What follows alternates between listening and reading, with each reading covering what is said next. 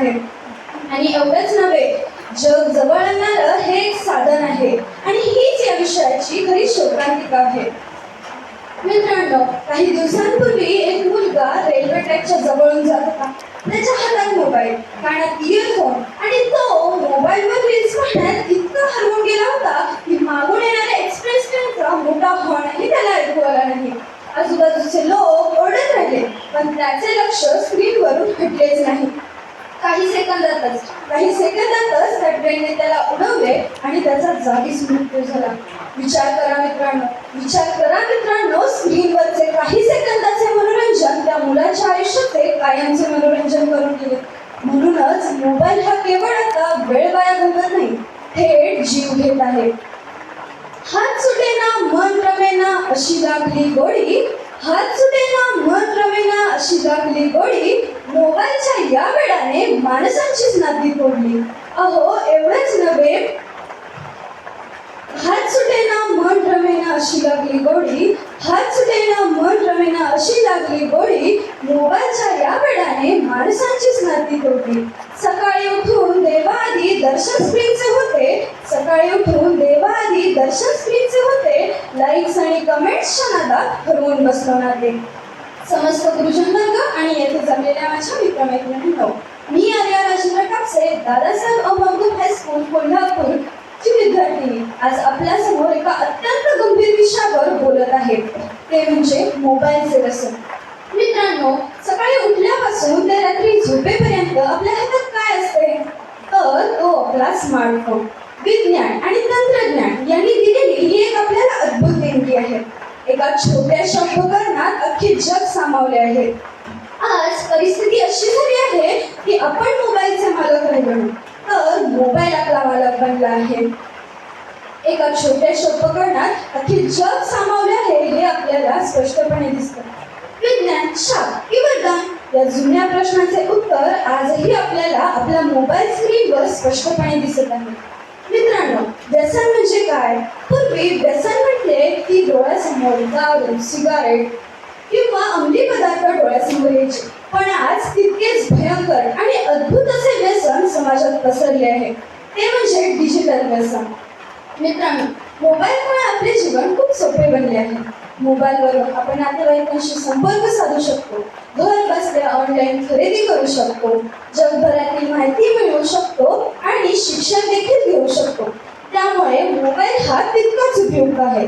पण मित्रांनो, प्रत्येक गोष्टीचा अतिरेक हा वाईट असतो आणि मोबाईलचा अतिरेक देखील व्यसनच बनतो. मैदानावरील खेळ सुटले, सुटला मित्रांचा संघ. मैदानावरील खेळ सुटले, सुटला मित्रांचा संघ. चार भिंतीत मुले आज पबजी खेळण्यात दंग. चार भिंतीत मुले आज पबजी खेळण्यात दंग. आई बाबा मारतात हाक पण लक्ष नसते कुठे. आई बाबा मारतात हाक पण लक्ष नसते कुठे. आभासी या दुनियेमध्ये बालपण आपले सुटे. मित्रांनो, जेव्हा एखादी व्यक्ती मोबाईल शिवाय काही क्षणही राहू शकत नाही, दर 2 मिनिटांनी विनाकारण स्क्रीन लॉक अनलॉक करते किंवा हातात मोबाईल नसेल तर अस्वस्थ होते, तेव्हा समजून जायचे ती व्यक्ती मोबाईलची बळी ठरली आहे. मित्रांनो, मोबाईलच्या व्यसनामुळे आपल्या वैयक्तिक आणि सामाजिक जीवनावर खूप भयंकर परिणाम होत आहेत. लहान मुलांना आतापासूनच लठ्ठपणा, अपचन असे आजार बळवले आहेत. शिवाय डोळे कोरडे पडणे, डोकेदुखी आणि अनेक डोळ्यांचे विकार वाढत चालले आहेत. तासनतास social media, games, reels, YouTube shorts हे आपल्याला एका काल्पनिक दुनियेत घेऊन जातात. म्हणून जेव्हा आपण एखादा फोटो किंवा रील सोशल मीडियावर शेअर करतो, त्यावरती लाईक्स, कमेंट्स येतात. त्यावेळी आपल्या मेंदूमध्ये डोपामिन नावाचे रसायन तयार होते. हे रसायन आपल्याला तात्पुरता आनंद देते आणि हा काल्पनिक आनंद आपण पुन्हा पुन्हा मिळवण्यासाठी तासनतास स्क्रीन स्क्रोल करत राहतो. मित्रांनो, YouTube shorts, reels, Instagram, Facebook हे सगळे आपल्याला एका काल्पनिक दुनियेत घेऊन जातात. एकामागून एक रील्स पाहताना वेळ कसा निघून जातो हे देखील समजत नाही. फ्री फायर, पबजी यासारखी हिंसक गेम आपल्या तरुणाईला आपल्याकडे स्वतःकडे आकर्षित करत आहेत. यामध्ये मुले तितके गुंतून जातात की वेळ कसा निघून जातो हे समजतच नाही.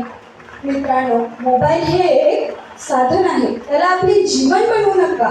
ते आपल्या सोयीसाठी निर्माण झाले आहे, आपल्याला गुलाम बनवण्यासाठी नाही.